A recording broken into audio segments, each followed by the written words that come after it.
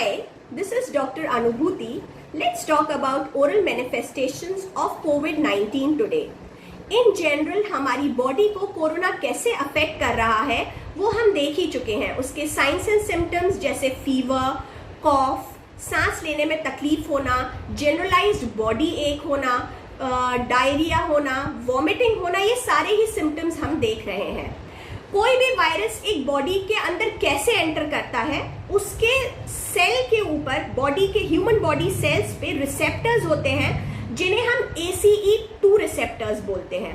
ये जो corona virus है इसकी अफिनिटी होती है उस रिसेप्टर से, उसके थ्रू ये सेल में एंटर कर जाता है और फिर उसकी मशीनरी को हाईजैक करके ये अपना काम करता है.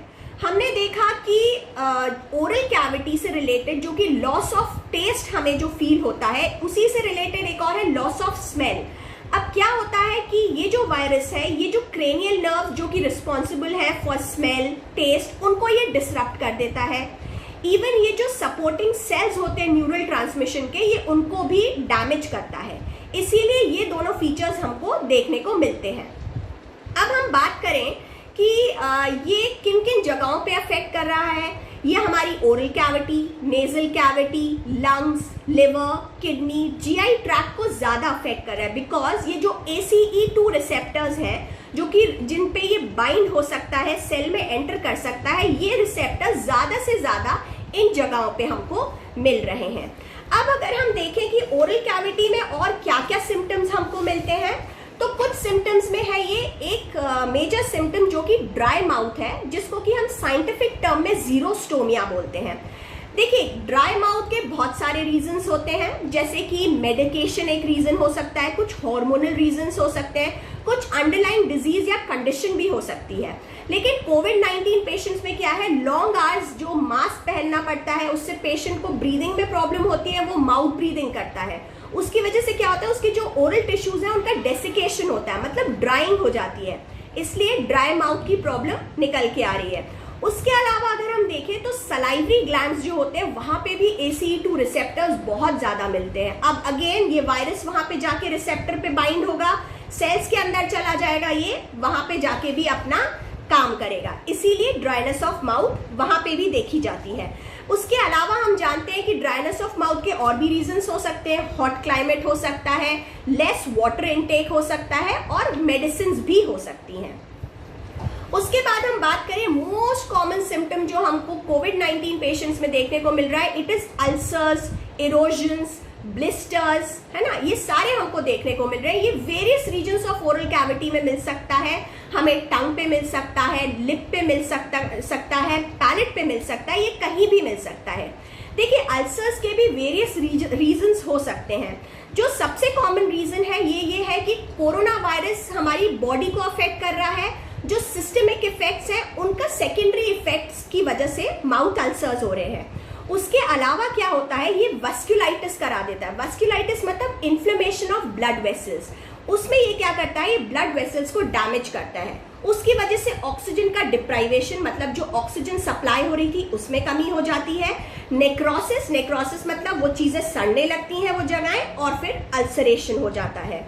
उसके अलावा हम कुछ फीचर्स देखें तो पहले मैं आपको थोड़ा सा टंग के बारे में बता देती हूँ. यहाँ पे कुछ फीचर्स जो हमें कोविड-19 पेशेंट्स में देखने को मिल रहे हैं वो है पैपिलाइटिस. क्या होता है, हमारी टंग में होते हैं पैपिला. ये कई बार इतना इन्फ्लेमेशन कर देता है उन पैपिला को. इन्फ्लेमेशन 4 साइंस होते हैं इन्फ्लेमेशन के. वो एरिया रेड हो जाएगा, हॉट हो जाएगा, स्वोलन हो जाएगा और वहां पे आपको पेन फील होगा. तो यहाँ पे आप देख रहे हैं कोविड-19 पेशेंट्स में ये पैपिला का इन्फ्लेमेशन हो जाता है, जिसे हम पैपिलाइटिस बोलते हैं. और ये आप देख रहे हैं यहाँ पे पैची टंग हो गई है. कुछ रीजन्स ऑफ टंग है जो कि स्मूथ हो गए, वहां पे डीपैपिलेशन मतलब पैपिला खत्म हो गए हैं वहां पे, है ना. इसको हम कोविड टंग भी बोलते हैं, ठीक है. उसके बाद अगर हम देखें तो कई बार ये जो कंडीशन है ये कुछ नॉर्मल कंडीशन से कंफ्यूज करी जा रही है, जिसको कि हम ये एक और पिक्चर है जिसमें सिमेट्रिक डीपैपिलेशन देख रहा है ना. अब ये देखिए, कोविड-19 की जो टंग है जिसे हम कोविड टंग बोल रहे हैं, इसको कई चीजों से कंफ्यूज किया जा रहा है, जैसे कि ज्योग्राफिक टंग. ये एक नेचुरल कंडीशन है, कई सारे पेशेंट्स में ये हमको देखने को मिलती है. एक और कंडीशन है जो कैंडिडल इन्फेक्शन एक फंगल इन्फेक्शन होता है, उसमें जो टंग होती है ये हमको मीडियन रोम्बॉइड ग्लोसाइटिस बोलते हैं। इन कंडीशंस को कई बार कोविड-19 जो कोविड टंग हमने टर्म दिया है उससे इसको बहुत कंफ्यूज किया जा रहा है। उसके अलावा अब हम देखते हैं कि जिंजाइवल इन्फ्लेमेशन मिल रहा है। देखिए क्या है, कोरोना जिस भी जगह को अफेक्ट कर रहा है वो वहां पे इन्फ्लेमेशन कर रहा है। क्या होता है, हमारी बॉडी में कोई भी पैथोजन हो वो क्या करता है, इन्फ्लेमेटरी रिस्पॉन्स करता है। इम्यून जो हमारा इम्यून सिस्टम है वो उससे लड़ने के लिए कुछ मीडिएटर्स रिलीज करता है जिनको कि हम साइटोकाइंस कहते हैं। ये क्या करते हैं, ये उस पैथोजन से लड़ते हैं। एज अ रिजल्ट वहां पे इन्फ्लेमेटरी कंडीशंस बनती है। तो जो हमारे गम्स होते हैं जो दांत को सराउंड करते हैं उनका भी इन्फ्लेमेशन हमको देखने को मिला है। अब मैंने आपको बताया था कि माउथ अल्सर्स जो होते हैं उनके बहुत सारे रीजंस होते हैं। एक तो कोरोना एक रीजन है क्योंकि भाई पूरा बॉडी पेशेंट का अफेक्ट हो गया है। सिस्टमिक कंडीशंस अफेक्ट होने की वजह से उसको अल्सरेशंस होते हैं। दूसरी कंडीशन, आजकल पेशेंट्स जो है बहुत स्ट्रेस में है कोरोना के चलते, वो एक रीजन होता है। हर्पेटिफॉर्म अल्सर्स हो सकते हैं। उसके अलावा अगर हम देखें तो क्या हो रहा है कि ये हम कॉर्टिकोस्टेरॉइड्स दे रहे हैं इन पेशेंट्स को, वो डायबिटिक हो रहे हैं। ये एक इम्यूनो कॉम्प्रोमाइज कंडीशन है। They become susceptible to secondary infections. इसमें बहुत बार म्यूकोरमाइकोसिस भी देखा जा रहा है। आजकल तो इसको एपिडेमिक घोषित कर दिया गया है। तो ये सारी condition secondary to systemic effects and immuno deficiencies जो कि कोरोना कर रहा है। उसके बाद हम देखें कि क्या होता है, पेशेंट्स अपनी ओरल हाइजीन जो है उसको मेंटेन नहीं कर पा रहे, उसकी वजह से हमको हैलिटोसिस देखने को मिल रहा है। उसके अलावा कई बार पैचेस में white and red plaque areas दिखते हैं, हमारे टंग में दिख सकते हैं, है ना। उसके बाद हम देख रहे हैं कि जो एंटीबायोटिक्स दी जा रही हैं उसकी वजह से भी सेकेंडरी कैंडिडियासिस हमें पेशेंट्स में मिल सकता है। उसके अलावा हमको चिलाइटिस मिलता है। चिलाइटिस क्या होता है, इन्फ्लेमेशन ऑफ लिप्स, एंगल्स पे भी मिल सकता है जिसको हम एंगुलर चिलाइटिस बोलते हैं। जनरलाइज लिप का भी इन्फ्लेमेशन हमको मिल सकता है। कई बार टंग भी स्वोलन हमको मिल रही है पेशेंट्स में। उसके अलावा हम देखें तो एक टर्म होता है जिसे हम पेटेकी बोलते हैं। ये क्या होता है, रेडिश एरियाज होते हैं। अगर हम इस पिक्चर में फोकस करें, ये आप ओरोफेरिंक्स का एरिया है, एकदम पीछे की तरफ अगर हम जाते हैं गले में तो ये देखिए रेडिश एरियाज हमको ऐसे जैसे ब्लड हो इधर ऐसे दिखते हैं, इनको हम पेटेकी बोलते हैं। अब अगर अपन और चीजें देखें तो कई बार ब्लीडिंग होती है लिप से, वो ब्लड जब क्लॉट हो जाता है तो हीमोरेजिक एरियाज भी मिल सकते हैं हमें कोरोना का मैनिफेस्टेशंस।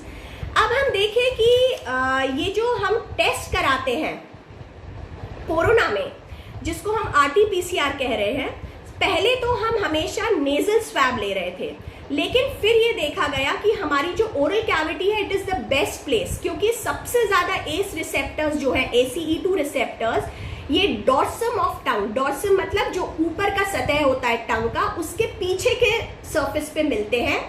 और जो हमारा ओरोफेरिंक्स का एरिया होता है सबसे ज्यादा वहां पे मिलते हैं। और इवन ये सलाइवा में हमें वायरल लोड मिल रहा है, इसलिए RT-PCR के जो सैंपल्स हैं वो हम उस एरिया से लेना पसंद कर रहे हैं।